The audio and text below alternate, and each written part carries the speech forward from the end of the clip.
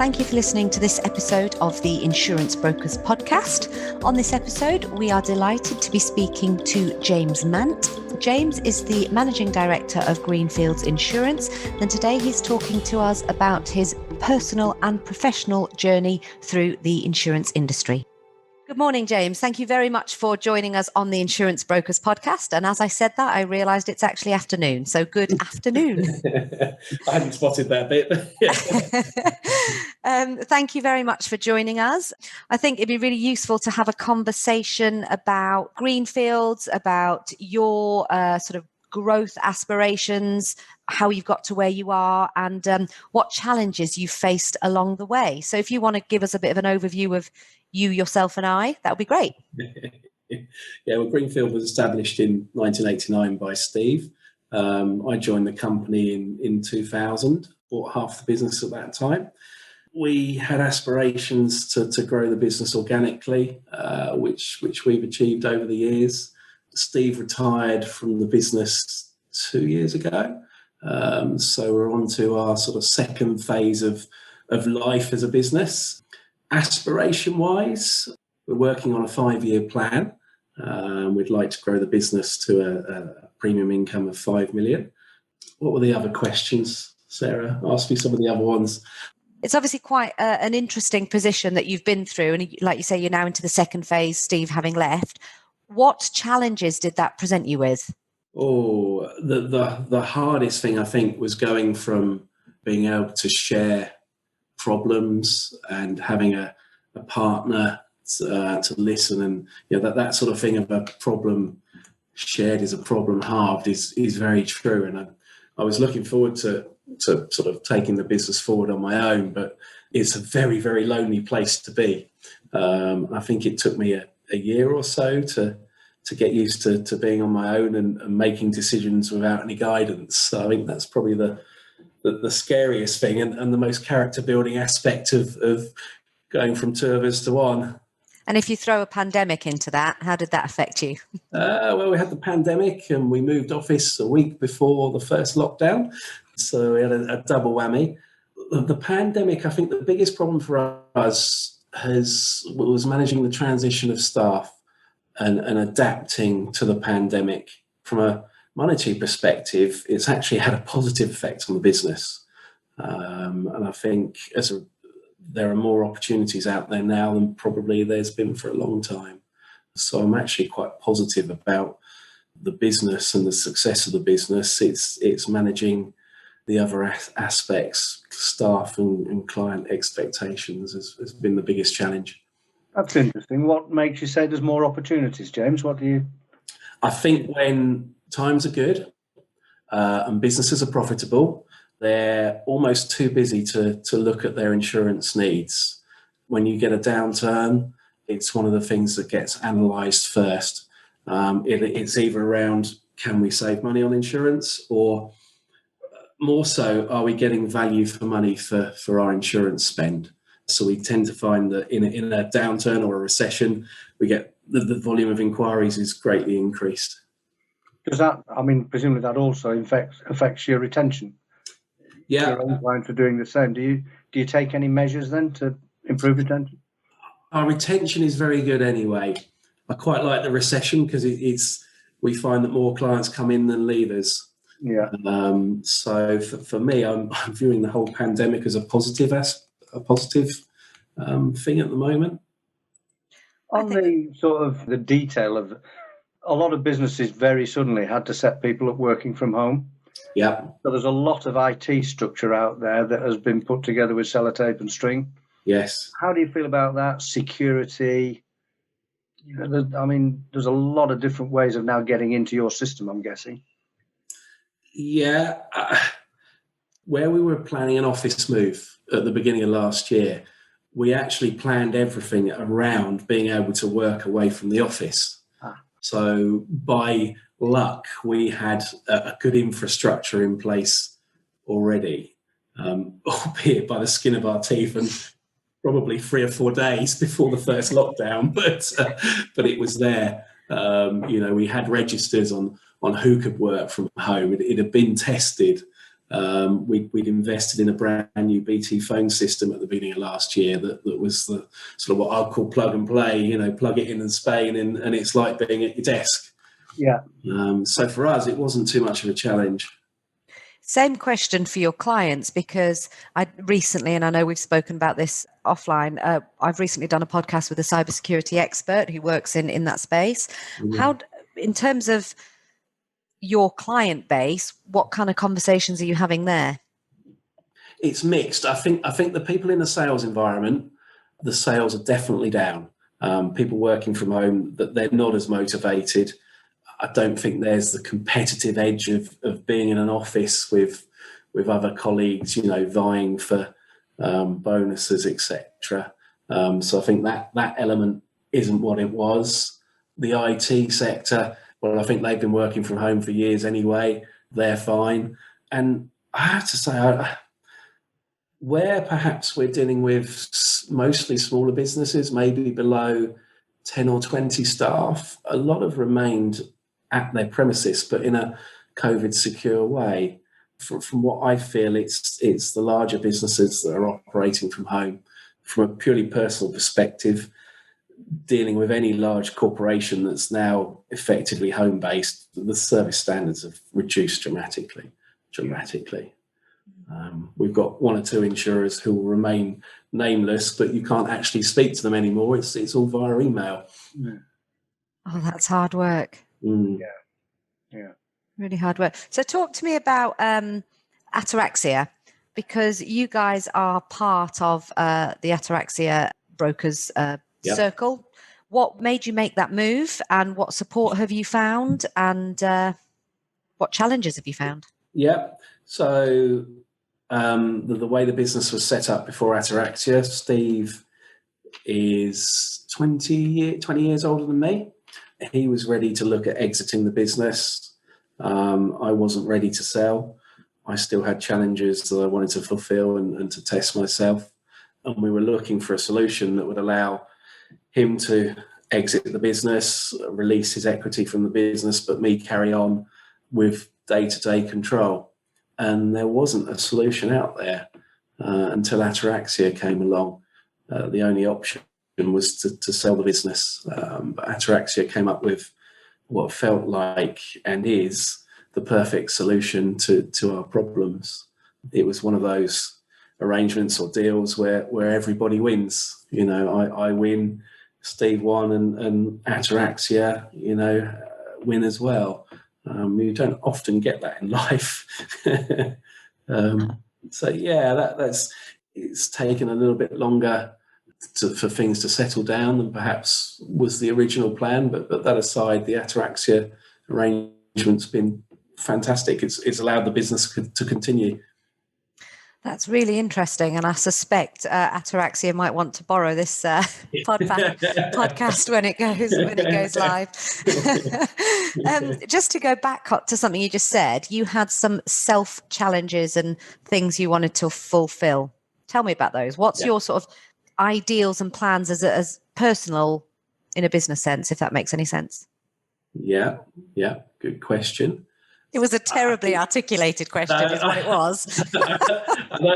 I know the question you were asking. I think probably through my work career, there's always been a comfort blanket of some kind. Whether I've been an employee or I've had a more experienced partner, and I felt I'd got to the age where it was now or never, and I had to find out if I was good enough to take the business forward. It's not about money. It's not about ego. It's just, am I capable of doing something which I've always wanted to do? So if it's quite a personal thing, because I come from a family of all self-employed people who are all pretty successful. So I think maybe there's a bit of hereditary pressure there, but that aside, yeah. That's phenomenal. And if you were to evaluate the last 2 years of being solo and not having Steve as a comfort blanket, what would you say were the biggest challenges? What things have happened that have made you go, oh my God, question who I am, and how have you come through it? I think the biggest challenge has been the loneliness, without any doubt. That's taken 12 to 18 months, I think, to get used to. And I think in the very, very early stages, it felt very lonely. Challenges, I think there are challenges every day in every business. I think probably what I've learned is to be more aware of what the potential downside of anything is. I'm always very good at looking at the upside, but what's the worst case scenario? And I think probably in the last 2 years, that's been my biggest lesson, is look at what the worst case scenario of the business decision is. And if that's not so bad, then it's okay. I think those very wise words. I had a similar conversation with Alistair Roberts in a podcast a while ago now, actually, because he's launched on his own. And loneliness was one of the things that he mentioned as well. And actually, for myself, being a business owner, particularly in the early days before David came on full time, same thing. You have conversations with, your partner, even my 11-year-old, and she's like, "I don't care, Mum." Yeah. And it's, when you're trying to figure your way through what you're trying to do or why you're trying to do it, you get caught in that sort of spiral of what ifs. It's quite a difficult place to be. Sorry, I'm just going to say, I'm interested. You mentioned you've always grown organically, which is not actually an easy thing to do in an industry like ours, which is very well established. I mean, it's not like you're growing into a new market. You can only really grow organically by taking business off other people, I suppose. So how have you managed that? What sort of percentages have you? And that's quite a specific thing to the insurance broking industry. What's your view on that? Yeah, the new client is what every broker wants. It's that golden ticket in a way, isn't it? And the hardest business to win. How have we achieved it? I think a combination of marketing and personality, and just building connections over years. And I think probably also remembering that the business community is a very, very small community. And I've always worked on sort of the more you give back, the more they'll give you in return. And I've just worked on that sort of basis over the years, and it sort of paid off for us. I think it's a really important lesson. And Kevin Hancock of Utree Insurance said to me very early on in the Boston Tullis days something very, very similar. And one of his kind of crucial business ethos is exactly that, which is why he's belonged to the CII and BIBA, and actually also developed some networking groups outside of the insurance industry for specific industries, which are, a way of giving back. And it was shortly after that conversation that I joined the CII Cambridge Institute. And to be honest, the value, the support, the connections, the opportunities that have come out of that for us have been incredible. It just absolutely proves the point of give more than you take and you'll find good things happen. Yeah, absolutely. Yeah. Did you find any support from Anorexia in terms of that lonely journey? I don't know how involved they are with being able to support any of these.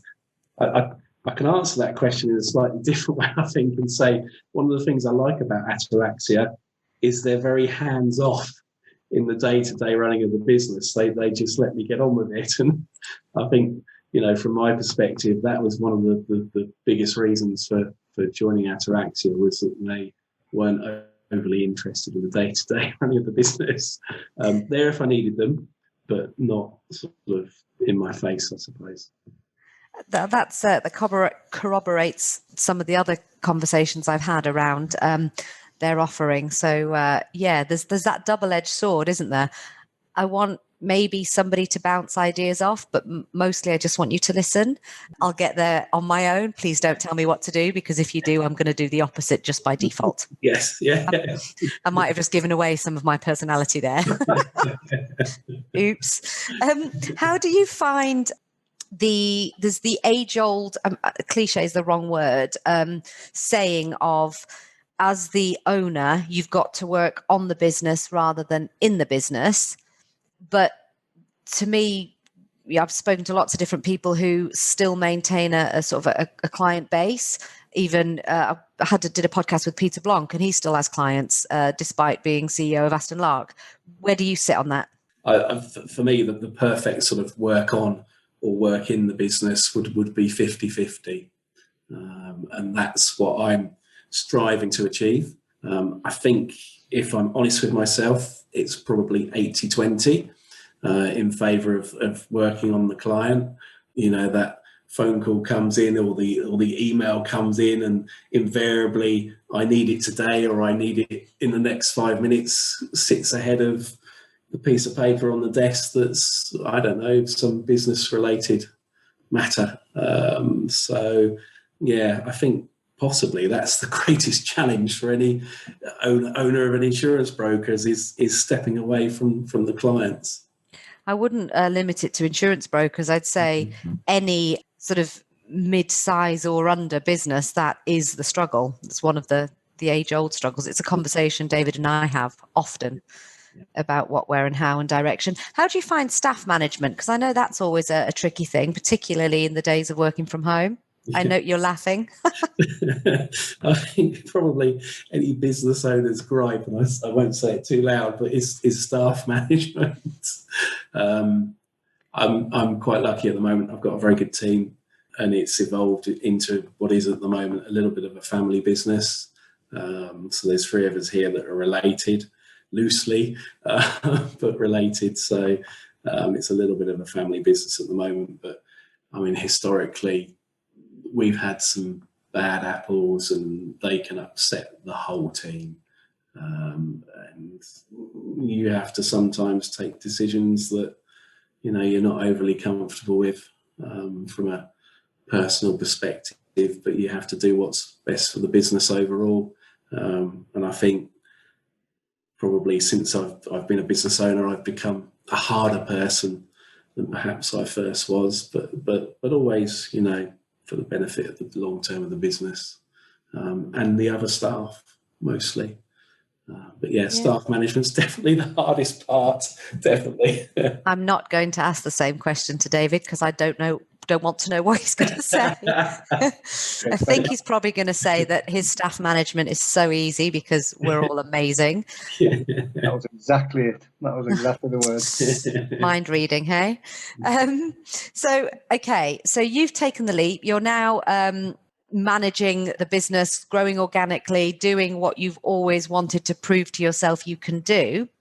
For anybody sitting within their comfort blanket and wanting to jump out of it, what would you say is your top bit of advice? Effectively anybody that's going on their own or setting up an insurance brokers or any business, really, isn't it?